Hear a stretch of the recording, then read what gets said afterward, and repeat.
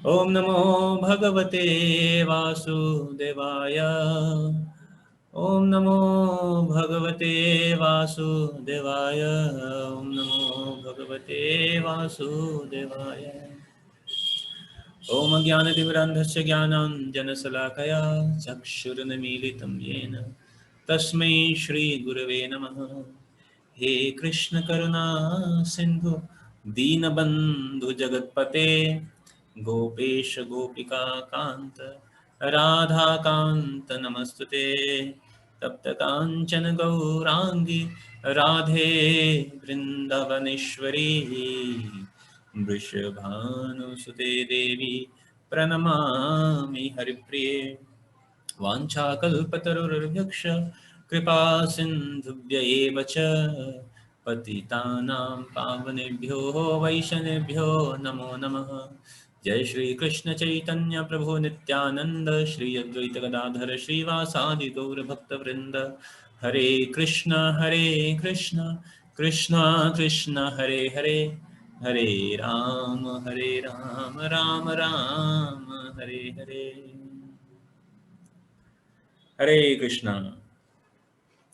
तो आज हम श्रीमद् भगवद गीता से हम चर्चा करने वाले हैं और आज चर्चा का विषय है कि किस तरह भगवान के प्रिय बना जाए।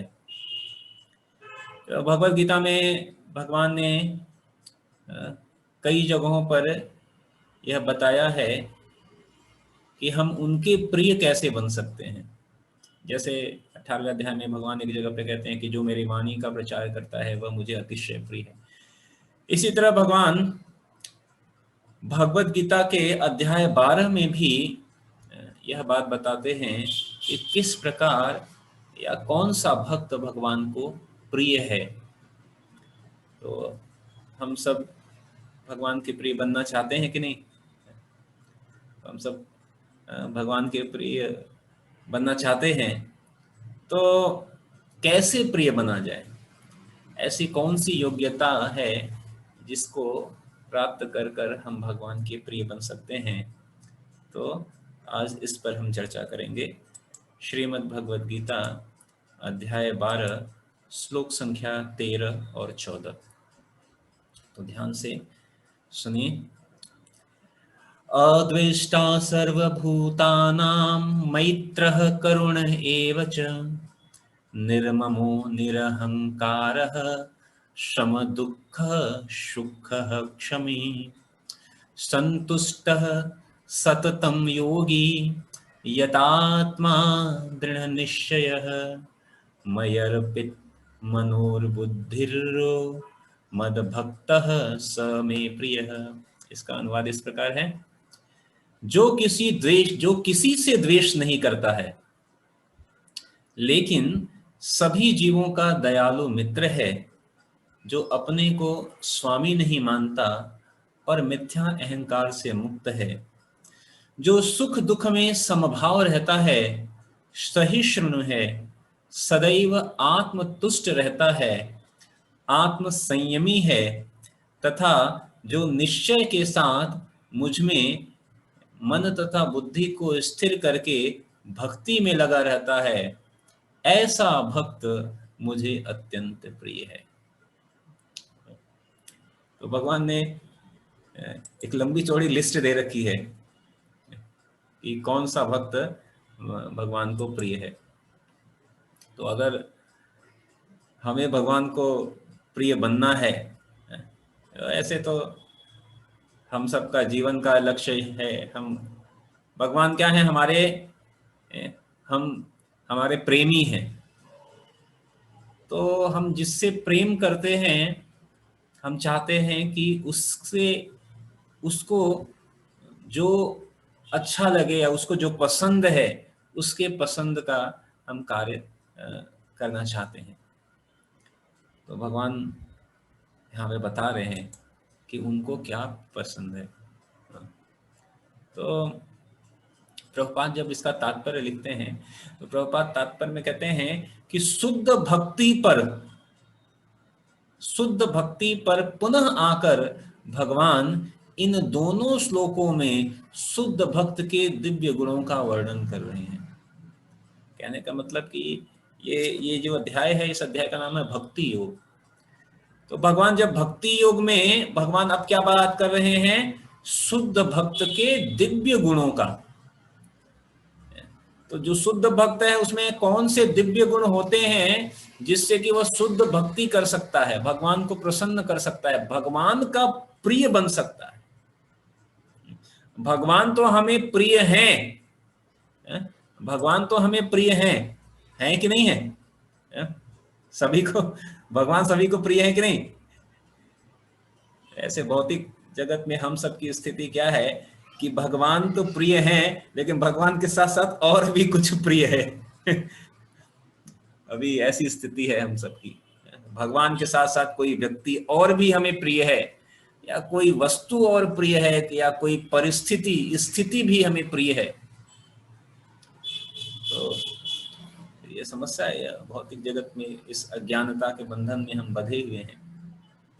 ऐसे कई बार भक्तगण कहते भी हैं और मैं भी दोहराता हूँ कि भगवान क्या है, Krishna is a jealous lover,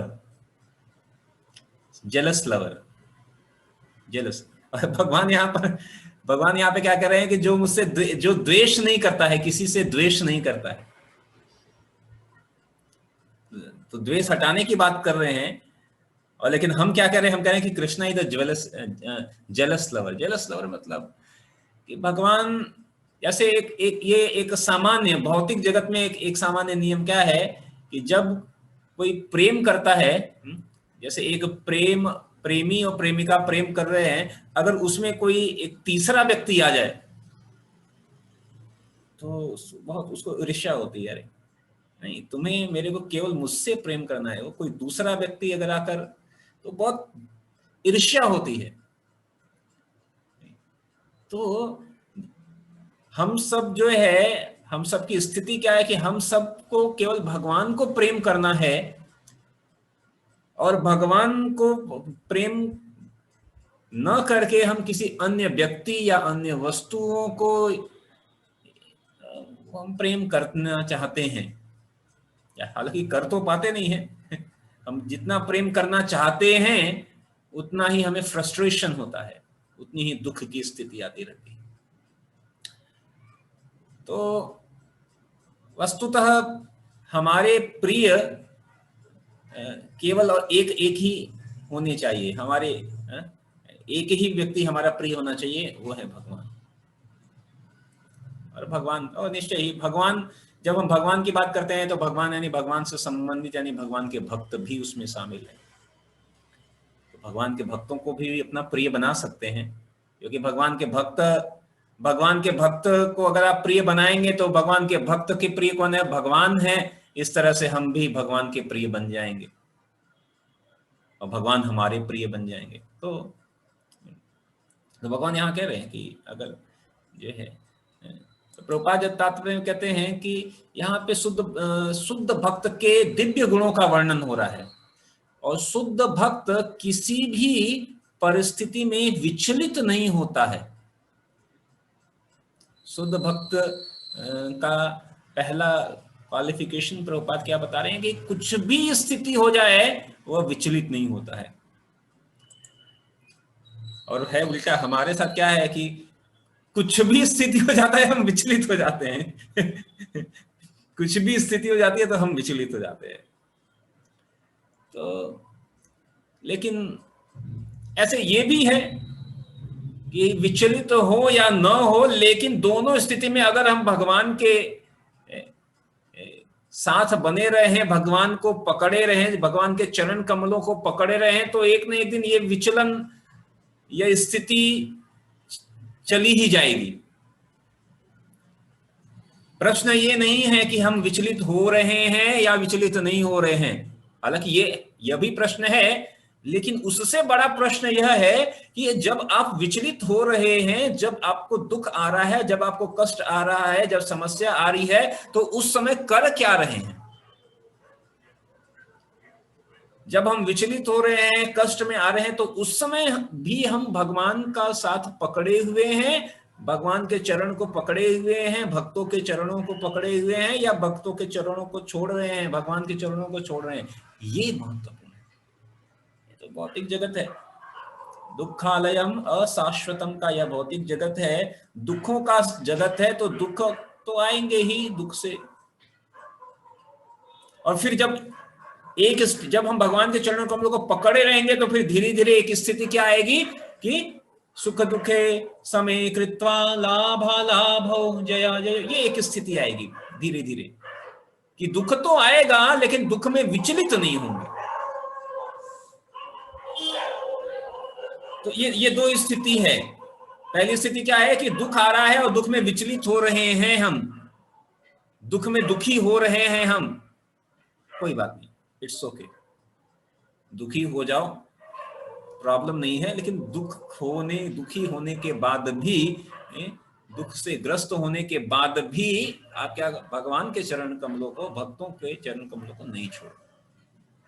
और फिर यह धीरे धीरे जब अभ्यास हो जाएगा तो फिर उस दुख से विचलित भी नहीं होंगे हम। तो प्रभुपाद यहाँ पर कह रहे हैं कि भक्त किसी भी परिस्थिति में विचलित नहीं रहता है और न ही वह किसी के प्रति ईर्ष्यालु होता है। तो भगवान पहली चीज क्या बता रहे हैं? भगवान कह रहे हैं कि अद्वेष्टा, अद्वेष्टा मतलब ईर्ष्या विहीन। ये जो भक्त है वह क्या है? किसी के प्रति ईर्ष्या द्वेष नहीं रखता है। प्रभुपाद क्या कहते हैं कि न वह अपने शत्रु को शत्रु बनाता है, अपने शत्रु का भी वह शत्रु नहीं बनता है, यानी शत्रु को भी शत्रु नहीं मानता है। इसलिए युधिष्ठिर महाराज का एक नाम क्या था? अजात शत्रु। अजात शत्रु, अजात शत्रु का मतलब है जिसका कोई भी शत्रु ही नहीं है, जिसका कोई दुश्मन नहीं है, जिसका कोई दुश्मन नहीं है। मतलब ऐसे तो कहते हैं कि ये अक्सर हम सुनने में आते हैं कि आजकल भलाई का जमाना नहीं रहा, आप कितना भला करो तो भी लोग, आप अच्छे रहो लेकिन लोग आकर जो है आपके साथ गलत करेंगे। हम गलत नहीं कर रहे लेकिन लोग ऐसा मौके का फायदा उठाना चाहेंगे। आप थोड़ा विनम्र होंगे तो लोग आपको दबाना चाहेंगे। तो युधिष्ठिर महाराज क्या थे? उन मतलब कि प्रभुपाद करें कि अगर कोई शत्रु भी है तो भी उसके साथ शत्रुवत व्यवहार नहीं करते थे युधिष्ठिर महाराज। तो कहने का मतलब कि हमें द्वेष नहीं करना। हाँ, इसका मतलब यह नहीं है कि कोई जो शत्रु है तो सीधे उसके खाने में चले जाए, उसके चरणों पर गिर जाने, ऐसा नहीं। लेकिन कहने का मतलब भाव क्या है, मनोदशा क्या है कि वह एक देख रहे हैं। क्योंकि जब युधिष्ठिर महाराज जब युद्ध कर रहे थे तो युद्ध में तो वो भी युद्ध कर रहे थे सामने वाले, क्योंकि उस समय उनका क्या कर्तव्य था? युद्ध। लेकिन जब युद्ध से वो निकल आते थे बाहर तो भी कोई शत्रु भी है तो उनके मन में ये भाव नहीं रहता था कि ये शत्रु है, सबके साथ समभाव। तो जो भक्त होता है, भक्त किसी से द्वेष नहीं करता है। और वास्तविक रूप में भक्ति में यह जो द्वेष है यह सबसे बड़ा बाधक है, सबसे बड़ा बाधक। अभी कुछ दिन पहले मैं एक शॉर्ट लेक्चर सुन रहा था, उसमें एक प्रभु जी कह रहे थे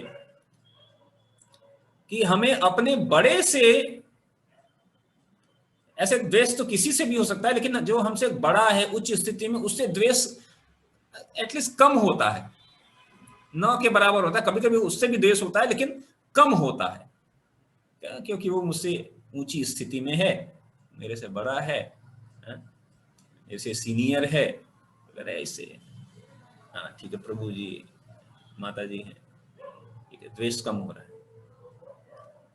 और कहते कि कभी कभी हमसे जो नीचे हैं, निम्न है, उनसे भी कभी कभी द्वेष कम होता है। हालांकि कई बार ऐसा होता है, अगर वो बहुत प्रगति कर रहा होता है तो उससे द्वेष होने लगता है, अरे मेरे से बाद में आया, इससे कैसे, मेरे से आगे कैसे बढ़ रहा है, मैं 6 साल से हूं और ये 6 महीने से आकर लेक्चर देना शुरू कर दिया। इतने लोग, तो कई बार ऐसा द्वेष हो सकता है, लेकिन कहते हैं कि उसमें भी कभी, लेकिन निम्न है तो भी कहते हैं अच्छा ये तो ठीक है। सबसे अधिक द्वेष कहाँ होता है? बराबर वालों में। बराबर वालों में सबसे अधिक द्वेष होता है, जो हम सम हमारे साथ में जो है। तो हम ये कभी कभी हम कहते हैं अच्छा ये तो बड़े हैं, ठीक है, अगर ये तो छोटा है, हमसे इससे क्या, हमारा कोई तुलना नहीं है। लेकिन तुलना किससे है? जो हमारे साथ में है, जो हमारे बराबर वाले हैं, हमारे मित्रवत जो हैं, वो अगर आगे बढ़े आए तो कहते हैं अरे, तब मन कहता है, तब मन में अनेकों अनेकों विचार आते हैं द्वेष का। तो ऐसे द्वेष भी काम का ही एक रूप है, काम का ही एक परिवर्तित रूप है। जैसे काम एष क्रोध एष रजोगुण समुद्भव, भगवान भगवद गीता में बताते हैं कि काम की पूर्ति नहीं हुई होती है तो क्रोध आता है। तो द्वेष भी ऐसा ही है। द्वेष क्या है कि अगर जो है हमारे अनुसार कार्य नहीं हुआ और हमसे अच्छा कोई आगे बढ़ रहा है तो द्वेष होता है। ये भौतिक जगत का वास्तविक रूप में ये, लेकिन आध्यात्मिक जगत में तो अगर कोई अच्छा कार्य कर रहा है तो लोग, वृंदावन भाव क्या है कि सबको हम आगे बढ़ाते हैं। कोई भगवान की सेवा कर रहा है तो कहते हैं अरे अरे आप भगवान की सेवा करिए। कोई गाने आ गए, नहीं प्रभु जी आप गाइए, आप कीर्तन को लीड करिए, आप बहुत सुंदर भाव से गाते हैं। अरे हटो, मैं आ गया, मैं कीर्तन लीड करूंगा। कौन सबसे पहले लीड करेगा इसमें? जो है कीर्तन कौन लीड करेगा, जय ध्वनि कौन बोलेगा, उसमें भी कभी हो सकता है। तो द्वेष, लेकिन वृंदावन का भाव क्या है कि जब सभी सुमधुर गीत चल रहा है भगवान की प्रसन्नता के लिए, और उस समय एक भौरा भी आ जाता है ऐसे करते हुए, तो सभी शांत हो जाते हैं, कहते हैं कि ये भौरा गाना अपना गान कर रहा है भगवान की प्रसन्नता के लिए, कितना सुंदर गा रहा है। राधा रानी का भाव है, राधा रानी सबको आगे भगवान के आगे ले जाती हैं, भगवान की सेवा करो और करो और करो, तुम करो सेवा। तो भगवान को ये अतिशय प्रिय है। भगवान को कभी भी ईर्ष्या, मन में किसी भी प्रकार की अगर ईर्ष्या आ जाती है तो भगवान को यह सहन नहीं होता है। ये ईर्ष्या कैसा है कि अगर जैसे खोलते हुए जो अंगार है, आग को अगर आप अपने पास रखो तो सबसे पहले कौन जलेगा? अगर कोई अंगार को लेकर किसी दूसरे पर आग को किसी दूसरे पर फेंकने लगे तो सबसे पहले जलेगा कौन? जो उस आग को पहले पकड़ेगा। तो सबसे अधिक जलने वाला कौन है?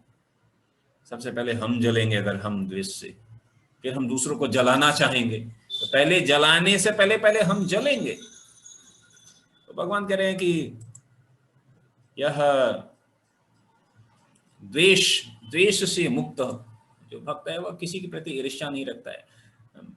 भक्त क्या सोचता है? वह तो सोचता है कि यह व्यक्ति मेरे विगत दुष्कर्मों के कारण मेरा शत्रु बना हुआ है, अतएव विरोध करने की अपेक्षा कष्ट सहना अच्छा है। भक्त सोचता है कि ये मेरा शत्रु है, कभी कभी मेरे प्रति कुछ गलत बोलता भी है, करता भी है, लेकिन ये क्यों करता है? क्योंकि मेरे ही विगत कुछ ऐसे कर्म थे जिसके कारण से ये ऐसा करता है। और जैसे जैसे वो कार्य कर रहा है, मेरे विगत कर्मों का फल क्या हो रहा है? नष्ट हो रहा है। बढ़िया बात है।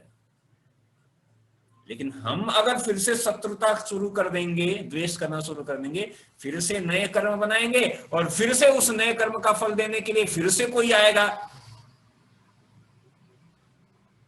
तो बेस्ट क्या है? भक्त सोचता है सहन कर लो, तितिक्षस्व, सहन करो, भक्त सहन करो। हम चर्चा कर रहे हैं कि भगवान को कौन से भक्त भगवान को अतिशय प्रिय हैं। यहाँ पर भगवान यह बात बता रहे हैं कि अगर भगवान के प्रिय बनना है तो हमें कौन कौन सी योग्यताएं होनी चाहिए। और प्रभुपाद कह रहे हैं कि शुद्ध भक्ति, यह जो श्लोक है यह शुद्ध भक्ति के दिव्य गुणों का वर्णन कर रहा है। तो पिछली बार हमने चर्चा किया कि जो भक्त है वह किसी भी परिस्थिति में विचलित नहीं होता है और न ही वह किसी के भी प्रति ईर्ष्यालु होता है। तो भक्त में द्वेष की भावना नहीं होती है, वह किसी को भी अपना शत्रु नहीं समझता है और भक्त सोचता है कि यह जो भी समस्या आई है, अगर कुछ विपरीत परिस्थिति भी है तो भक्त सोचता है कि यह मेरे विगत दुष्कर्मों का परिणाम है। श्रीमद् भागवतम के 10वें अध्याय के 10वें स्कंध के 14वें अध्याय के 8वें श्लोक में आता है, तत्ते अनुकंपा सुसमक्षमानो भुंजान एवात्म कृतम विपाकम। तो जब भक्त के जीवन में कोई कठिनाई या कष्ट आता है तो भक्त सोचता है कि यह तो भगवान की मेरे ऊपर कृपा है, यह वास्तविक रूप में कष्ट नहीं है, यह तो मेरे ऊपर कृपा है जो कि कष्टों के रूप में आई है और इसमें निश्चय ही भगवान का कुछ योजना है, क्योंकि आत्मकृतम विपाक, मेरे ही पूर्ववृत्त कर्मों का परिणाम है ये। और भगवान तो इतने दयालु हैं कि मैंने वास्तविक रूप में इतने जो है दुष्कर्म किए हैं, लेकिन भगवान इतने कृपालु है कि उन दुष्कर्मों का परिणाम नहीं दे रहे, उसका तो केवल एक अंश मात्र ही दे रहे हैं। ये तो भगवान की कृपा है। तो भक्त का जो मानसिकता है वह इस प्रकार होता है, अपने ऊपर आए समस्त विपत्तियों को भी भक्त भगवान की कृपा मानता है। तो यह है भक्त का गुण, दिव्य गुण भक्त का। तो और इसलिए भक्त अपने प्रति किए गए, दूसरों के द्वारा किए गए अपने प्रति अपराध को भी भक्त अपराध नहीं मानता है, उनको क्षमा कर देता है, बल्कि उनको द्वेष भी नहीं करता है। तो ये एक गुण हमने पिछली बार चर्चा किया था कि द्वेष से रहित होना। अगला जो गुण है वह है अद्वेष्टा सर्वभूतानां मैत्री ही, समस्त जीवों के प्रति मैत्री भाव। यानी जो भक्त है वह सभी जीवों के प्रति क्या है, सभी जीवों का दयालु मित्र है। भगवान भगवत गीता में बोलते हैं कि सभी मित्रों में सबसे सुहृद मित्र मैं हूं, सुहृदम सर्वभूतानां। और चूंकि भगवान सभी जीवों के सुहृद मित्र हैं और हम उस भगवान के दास हैं, तो दास होने के नाते जो स्वामी का मित्र है तो दास का भी वह मित्र ही हुआ। तो चूंकि हमारे स्वामी कह रहे हैं सुहृदम सर्वभूतानां, तो जो भक्त है वह भी वास्तविक रूप में सभी जीवों के प्रति अत्यंत दयालु रहता है। और वास्तविक रूप में देखा जाए तो हम सब जो आज यहाँ पर हैं, इस स्थिति में हैं, अभी तो पूर्ण रूप से भक्त बने नहीं हैं, लेकिन भक्ति का प्रयास करने, भक्त बनने का प्रयास कर रहे हैं, भक्ति के रास्ते पर चलने का प्रयास कर रहे हैं, यह केवल और केवल भक्त का यह दयालुता का यह जो गुण है उसी का परिणाम है। ये भक्तों के दयालुता गुण का ही परिणाम है कि आज हम इस जगह पर हैं। अन्यथा हम भी कहीं किसी भौतिकता के जंगल में फंसे होते और हम भी यह कह रहे होते कि टाइम नहीं है मेरे पास हर चीज के लिए समय है, लेकिन हम कह रहे होते कि हमारे पास क्या करें, I am the busiest person in the whole universe, और समय नहीं है। तो मैं विचार ऐसा कर रहा था कि एक्चुअली समय तो कहीं ना कहीं देना ही है, समय तो कहीं ना कहीं देना होता है। भगवान भगवान के लिए अगर समय नहीं देंगे तो कहीं ना कहीं समय तो जाएगा। कालो अस्मि, भगवान कह रहे हैं कि मैं काल हूँ, और समय का उपयोग, समय का एक पूर्ण अस्तित्व भी केवल और केवल भगवत प्राप्ति और भगवत दर्शन या भगवान के गुण को समझने और चर्चा करने के लिए ही है। तो जो भक्त है वह अत्यंत दयालु है, और भक्त समस्त जीवों के प्रति दयालु होता है।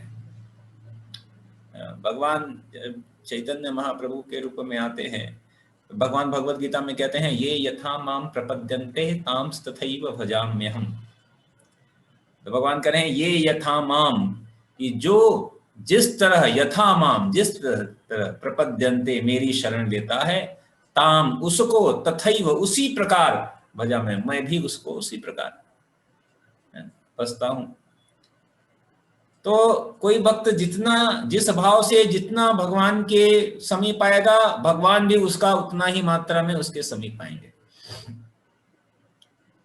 तो लेकिन जब भगवान, यही भगवान श्री चैतन्य महाप्रभु के रूप में आते हैं, तो वो क्या कहते हैं, नमो महावदन्याय कृष्ण प्रेम प्रदायते कृष्णाय कृष्ण चैतन्य नामने गौरत्वसितम्। तो भगवान नमो महावदन्याय के रूप में आते हैं, और फिर वो ये यथा माम प्रपद्यन्ते को किनारे कर देते हैं, कहते हैं ये अभी अगर ये यथा माम प्रपद्यन्ते करे तब तो ये कलयुग के जीव तो ये यथा माम प्रपद्यन्ते करेंगे नहीं, और फिर ताम्स तथैव भजाम्यहम् हम भगवान करेंगे नहीं। तो चैतन्य महाप्रभु आके कहते महावदन्याय के रूप में आते हैं, और वो अपनी अहेतु की कृपा सभी जीवों पर बरसाते हैं, हम पापी तापी सब पर। तो हम जो भक्त हैं वह हम चैतन्य महाप्रभु के हम अनुयायी हैं, हम वास्तविक रूप में हम चैतन्य महाप्रभु के परंपरा के हैं, गौड़ीय वैष्णव। तो गौड़ी वैष्णव परंपरा के हम अनुयायी हैं, वास्तविक रूप में अनुशीलन करने वाले हैं। तो जो भक्त है वास्तविक रूप में, भक्त भगवान से भी भगवान तो दयालु है, लेकिन जो भक्त की दयालुता तो जो है वास्तविक रूप में कई बार, ये अतिशयोक्ति तो नहीं होगी, लेकिन भक्त जो है कई बार भगवान से भी एक स्टेप आगे आकर, एक एक कदम आगे बढ़कर जीवों का उद्धार के लिए तैयार रहता है। 7वें स्कंद के श्रीमद् भागवतम में वर्णन आता है जब प्रहलाद महाराज नरसिंह देव भगवान का, तो नरसिंह देव भगवान प्रकट हो गए हैं और प्रहलाद महाराज को कहते हैं कि बेटा वर मांगो, मैं बहुत प्रसन्न हूं। प्रहलाद महाराज कहते हैं कि मुझे क्या कोई वर नहीं चाहिए, क्या मुझे कोई, आपका दर्शन हो गया, आपकी प्राप्ति हो गई, तो फिर और किसी भौतिक वरदान का क्या क्या किया जाए। तो भगवान कहते हैं नहीं नहीं, आप कुछ तो वर मांगो, मेरा जो प्राकट्य है और मैं बहुत प्रसन्न हूं, और आप कुछ तो वर मांगो। तो प्रहलाद महाराज वहां पर एक तरह से 2 तरह का वर मांगते हैं। पहला तो क्या कहते हैं, पहला कहते हैं कि अगर आप मुझसे वाकई में प्रसन्न हैं तो कृपया करके मेरे जो पिता हिरण्यकशिपु हैं उनका उद्धार कर दीजिए। तो नरसिंह देव भगवान एक तरह से हंसते हैं, कहते हैं कि ये मांगने की ही जरूरत नहीं है, क्योंकि तुम्हारे पिता का उद्धार ही पहले से ही हो गया, तुम्हारे पिता तो पहले से ही उनका उद्धार हो गया। तो अब इसमें भी समझने की बात है कि हिरण्यकशिपु का उद्धार क्यों हुआ, क्योंकि नरसिंह देव भगवान ने उनको मारा। भगवान जिसको मारते हैं, भगवान का मारना भी शुभ है, भगवान किसी को मारते हैं तो वो भी शुभदायी है। तो भगवान ने उसको मारा इसलिए उद्धार हुआ, ये एक दृष्टिकोण है। एक दूसरा दृष्टिकोण है, नरसिंह देव भगवान ये नहीं कह रहे हैं कि मैंने मारा इसलिए इसका उद्धार हुआ। भगवान कह रहे हैं कि जिसका पुत्र प्रहलाद हो वो तो पहले से ही उद्धार है उसका। जिसका पुत्र प्रहलाद हो जाए तो उसको उद्धार करने के लिए कुछ अलग से कुछ करने की जरूरत ही नहीं है। चाहे वह कितना भी जो है निम्नतम कार्य करे, लेकिन जिस पुत्र प्रहलाद अगर हो जाए तो फिर वो तो सिर्फ वो क्या, उसकी समस्त पीढ़ियों का उद्धार हो जाएगा। तो ये एक प्रहलाद महाराज एक ये बात कहते हैं। दूसरा प्रहलाद महाराज कहते हैं, श्रीमद् भागवतम में सुखदेव गोस्वामी वर्णन करते हैं। प्रहलाद महाराज कहते हैं, बहुत सुंदर श्लोक है, नैवेद्विजय पर दुरत्या वैतरण्या स्वधीर्य गायन महामृतमग्न चित्तौ सोचे ततो विमुख चेतस इंद्रियार्थ माया सुखाय परमद्वहतो विमूढ़ा। यहाँ पे प्रहलाद महाराज क्यों है? प्रहलाद महाराज क्यों है, ये श्लोक बता रहा है। प्रहलाद महाराज कह रहे हैं, नैवेद्य द्विजय पर दुरत्याह वैतरण्यास।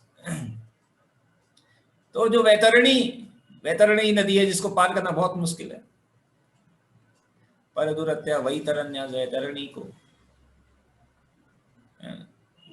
प्रहलाद महाराज कहे, जहां तक मेरी खुद की बात है, नैवेद्य पर दुरत्या वैतरण्य त्वदीर्य गायन, हे भगवान आपके वीर्य यश गान में के गायन में महाअमृत जो कि अमृत के समान है, मग्न चित्त, मेरा चित्त मग्न है। जहां तक मेरी खुद की बात है तो मेरा चित्त आपके यश के गान में जो अमृत के तुल्य है, उसमें मेरा मन जो है पूर्ण रूप से मग्न है। लेकिन क्या कह रहे हैं, सोचेत तो विमुख चेतस इंद्रियार्थ। जब मैं सोचता हूं किसके बारे में, विमुख चेतस, जिनका चेतस यानी जिनका चित्त क्या है, विमुख है। और विमुख है, लगा किसमें हुआ है उनका चित्त, इंद्रियार्थ माया सुखाय, इंद्रिय भोग में, माया सुख में, भौतिक माया के सुख में लगा हुआ है। भर मद्वहता विमूढ़ान, ऐसे मूर्ख विमूढ़ जो है, विमूढ़ आत्मा, ऐसे जो विमूढ़ हैं, उनके बारे में जब मैं सोचता हूं,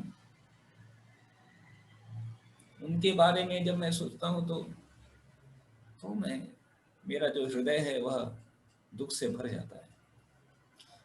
जहां तक प्रहलाद महाराज कह रहे हैं कि मुझे अपने बारे में चिंता करने की जरूरत नहीं है, लेकिन प्रहलाद महाराज दूसरों के, समस्त जीवों के जो कि माया में फंसे हुए हैं, भगवान में उनका चित्त नहीं लगा हुआ है, ऐसे महामूर्ख, कौन ऐसे महामूर्ख हैं, हम जैसे महामूर्ख के लिए प्रहलाद महाराज जो है बहुत चिंतित है।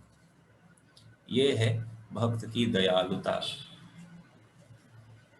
स्वयं सामने भगवान खड़े हैं, स्वयं सामने भगवान है, और प्रहलाद महाराज क्या कह रहे हैं, अपने लिए नहीं दूसरों के लिए चिंतित दिखाई पड़ रहे हैं। तो इसलिए कहा गया कि जो भक्त है, जो सभी जीवों का दयालु मित्र है, ये भक्त का क्या है, स्वभाव।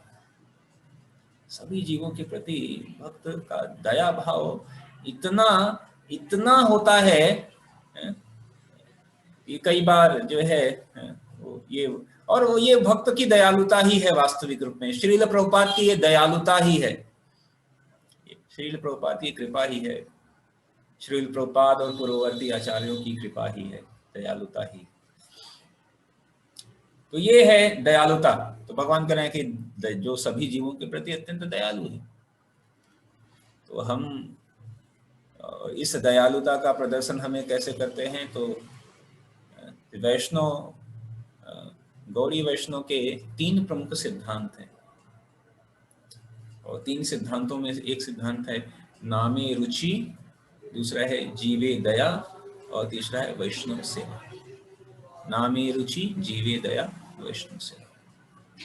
तो नामे रुचि यानी नाम में भगवान के नाम में रुचि उत्पन्न होना, जीवे दया और जीव के प्रति दया का भाव। और फिर जब दया का भाव होगा तो फिर वैष्णव और समस्त जीवों के प्रति दया, और सेवा किसका? वैष्णवों की सेवा। तो जो जीवे दया, ये गौड़ी वैष्णव का जो सिद्धांत है। तो इसलिए इस जब समस्त जीवों के प्रति दया दर्शाते हैं तो भगवान को यह अतिशय प्रिय होता है। भगवान देखते हैं कि ये केवल अपने लिए नहीं बल्कि दूसरों के लिए भी सोचता है, दूसरों के प्रति भी ये दयालुता का भाव है, दूसरों को भी मेरे समीप लाता है। भगवान भगवद गीता के अंतिम समय में कहते हैं कि जो मेरे वाणी का प्रचार करता है वह मुझे अतिशय प्रिय है। वहां पर भी भगवान कह रहे हैं वो मुझे अतिशय प्रिय है। तो वाणी का प्रचार करना मतलब जो भगवान की वाणी को दूसरे तक पहुंचाता है, दूसरे को भगवान के समीप लाने का प्रयास करता है। जो भौतिकता में फंसे जीव को भगवान के समीप लाने का प्रयास करता है तो भगवान को बहुत अच्छा लगता है। भगवान कहते हैं कि ये सभी मेरे पुत्र हैं और ये मेरे से विमुख हैं, मेरे से दूर हैं, दूर गए हैं। लेकिन जब ऐसा खोया हुआ पुत्र भगवान के पास आता है तो भगवान को भी प्रसन्नता होती है। तो फिर भगवान देखते हैं कि ये लाया कौन, किसने लाया, ये कौन प्रयास कर रहा है। तो उस समय भगवान की दृष्टि हम पर पड़ सकती है, पड़ने का चांस है। अन्यथा फिर हम कितना भी भक्ति कर लें, ये सब कर ले, भगवान कितना भी तप कर ले, कितना भी ज्ञान अर्जित कर ले, भगवान की कृपा दृष्टि को खींचना हमारे लिए असंभव है। इतना सामर्थ्य तो है नहीं कि हम इतनी कड़क भक्ति करें कि भगवान हमारी तरफ देखकर अश्रुधारा नहीं, ऐसा नहीं होने, वो बहुत मुश्किल है। लेकिन जब दूसरे जीवों के प्रति दया का भाव देकर उनके उद्धार के लिए हम निस्वार्थ रूप में जब कार्य करते हैं तो भगवान अनायास ही भगवान की दृष्टि, कृपा दृष्टि के हम पात्र बन जाते हैं, अनायास ही। और फिर संभावना है कि अधिकतर संभावना है, क्योंकि भगवान यहाँ कह रहे हैं कि वो मुझे अतिशय प्रिय है। तो ये है भगवान, ये दयालुता। तीसरा करें, जो अपने को स्वामी नहीं मानता, जो अपने को स्वामी नहीं मानता, तो अगर वो स्वामी नहीं मानता है तो फिर क्या मानेगा? वह क्या मानेगा? दास मानेगा। और इसीलिए प्रभुपाद ने ये सिस्टम बनाया है कि हम क्या हैं? हम दास हैं, दासी हैं। तो हम क्या हैं? दास दासी हैं, हम स्वामी नहीं हैं। तो हम हर परिस्थिति, जब हम दास या दासी हैं तो इसका मतलब है कि हम स्वतंत्र नहीं हैं, हम स्वतंत्र नहीं हैं। और हमारी कोई स्वतंत्र इच्छा नहीं है वास्तविक रूप में। हमारी इच्छा क्या है? हमारी इच्छा केवल यही है, जो भगवान की इच्छा है वही हमारी इच्छा है, जो भगवान का आदेश है वही हमारी इच्छा है, जिसमें भगवान की प्रसन्नता है वही हमारी प्रसन्नता है। हमारा कोई अलग से कोई जो है प्रेरणा नहीं है कुछ। क्योंकि दास मतलब परतंत्र होता है। गोपिया तो जो है गोपी गीत में कहती हैं, सुरत नाथ है अशुल्क दासिका। भगवान कहते कि हम क्या हैं? हे भगवान, हम अशुल्क दासिका। पहले तो दास या दासी, दास दासी ही मतलब परतंत्र जो अधीन है, और ऊपर से वो कह रही है हम अशुल्क, जिसको मतलब कभी कभी कुछ दास या सेवक होता है जिसको कुछ शुल्क भी दिया जाता है, कुछ पारितोषिक दिया जाता है, कुछ सैलरी, कुछ वेतन।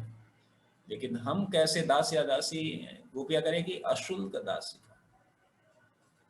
कि हम क्या है? अशुल्क, जिनको कोई शुल्क चाहिए भी नहीं, बिना शुल्क के हैं। तो वास्तविक रूप में और हम क्या है? गोपी भर्तुर पद कमल हो दास दासानुदास, गोपियों के पद चिन्हों पर चलने वाले, उनके दासों के दासों के दासों के दास हैं। तो जब गोपियां अशुल्क दासिका है तो फिर हम उन अशुल्क दासिकाओं के दासियों के दासियों के दासियों के दास हो गए हम। तो ये है हम, ये हमारी वास्तविक ये हमारी पहचान है। तो ये स्वामित्व, हम स्वामी, फिर हम स्वामी नहीं है, स्वामी नहीं है। और क्या करें हैं, स्वामी नहीं मानता और मिथ्या अहंकार से मुक्त है। और जो भक्त है उसको किसी प्रकार का अहंकार नहीं होता। एक अहंकार क्या, सिर्फ एक अहंकार होता है, और वो अहंकार क्या है, वो अहंकार यही है कि हम दास हैं भगवान के। ये वास्तविक अहंकार है, मिथ्या अहंकार नहीं होता है। अहंकार विमूढ़ आत्मा करता हम इति मन्यते, कि मैं यह कार्य कर रहा हूं, मेरे द्वारा यह कार्य हो रहा है, या मैं इस कार्य का हेतु हूं, कर्म फल हेतु, ठीक है, या अगर मैं नहीं रहूंगा तो ये कार्य होगा कैसे। और ये इस तरह का कोई भी दृष्टिकोण यह भक्त का दृष्टिकोण नहीं। बाहर भौतिक जगत में हर व्यक्ति दिखाना चाहता है कि मैं बड़ा हूं, बॉसों का बॉस, मैं सबसे बड़ा हूं। ये भौतिक जगत में हर व्यक्ति अपने आप को उच्च दिखाने का प्रयास करता है। हर व्यक्ति जब भी किसी व्यक्ति से मिलो तो वो अपना पूरा बायोडेटा ऐसा देगा, बताएगा मैंने ये किया, वो किया, ऐसा किया, ऐसा किया, आप मेरे को जानते नहीं हैं। तो हर व्यक्ति अपने आप को उच्च स्थिति में दिखाने का प्रयास करता है और दूसरों को निम्न दिखाने का प्रयास करता है।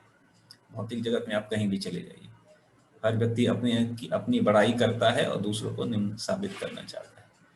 लेकिन वास्तविक रूप में बाहर बासों के बॉस बनना चाहते हैं और इधर हम दासों के दास बनने की बात कह रहे हैं। उल्टा है। तो ये उल्टा है, इन उल्टा नहीं है, ये हमारी वास्तविकता है। और बासों का बास बनना ये हमारी विमूढ़ मूर्खता है, क्योंकि हम बन तो पाते नहीं हैं। जितना हम बनने का प्रयास करते हैं उतना डिप्रेशन में जाते हैं, उतना नीचे गिरते हैं। तो भक्त को किसी प्रकार का अहंकार नहीं होता है, वह संपूर्ण मिथ्या अहंकार से मुक्त होता है।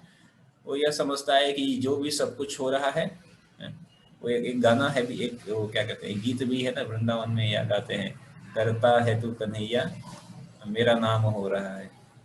तो करते तो सब कुछ भगवान है, लेकिन कई बार जो है हमारा नाम होता है। ऐसा भगवान वास्तविक में भगवान ऐसे स्वामी हैं, है तो स्वामी, लेकिन ऐसे स्वामी हैं जो कभी भी स्वयं क्रेडिट नहीं लेते हैं। बाहर के जगत में कोई भी कुछ करता है तो कहता है मैंने किया,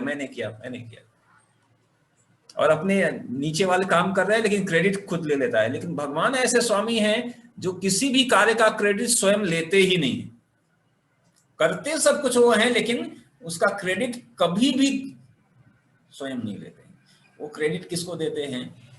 अपने भक्तों को देते हैं। महाभारत का युद्ध का क्रेडिट किसको मिला? अर्जुन को मिला। रामायण में युद्ध हुआ, क्रेडिट सीता माता का पता लगाने के लिए क्रेडिट किसको मिला? हनुमान जी को मिला। तो जो है भगवान जो है हमेशा अपने क्रेडिट नहीं लेना चाहते, कभी लेते ही नहीं है। करते तो वही हैं, उनके सिवा और कौन कर सकता है, लेकिन क्रेडिट वो नहीं लेते हैं। और हम करते नहीं हैं लेकिन क्रेडिट हम ले लेते हैं, हमने किया। हम करते भी नहीं हैं, क्षमता भी नहीं है, लेकिन क्रेडिट लेना चाहते हैं। ये मानसिकता है। तो भगवान तो ऐसे स्वामी हैं कि उनके स्वामित्व और उनके ममत्व, उनके प्रेम की सीमा अपरंपार है। वो भौतिक जगत के कोई शोषण करने वाले स्वामी नहीं है।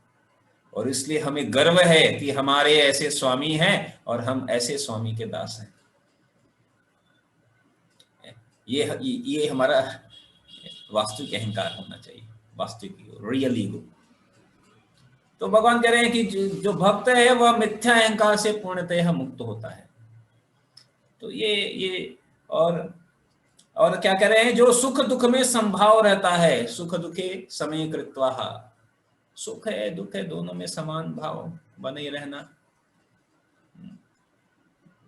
तो सुख से सुखी और दुख से दुखी, यह दोनों को समान सहना, सहिष्णु होना, सहनशीलता, तो ये भक्तों का गुण है, यह दिव्य गुण है।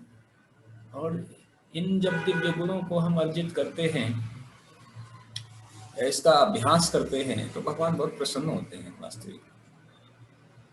तो भक्ति का मतलब सुख या दुख से नहीं है, भक्ति भगवान की प्रसन्नता के लिए है, अपनी प्रसन्नता या अपने दुख या सुख, यह इसका कोई विचार भक्त नहीं करता है।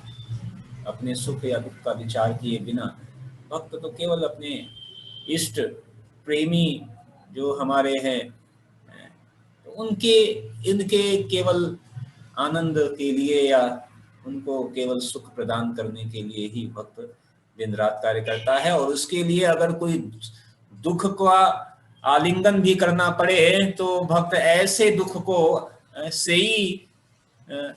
ही तो तुम्हार सेवा जो दुख तेई तो परम सुख, भक्ति विनोद ठाकुर कहते हैं कि आपके सेवा में अगर कोई दुख है तो से ही तो परम सुख, वो वास्तविक में परम सुख है।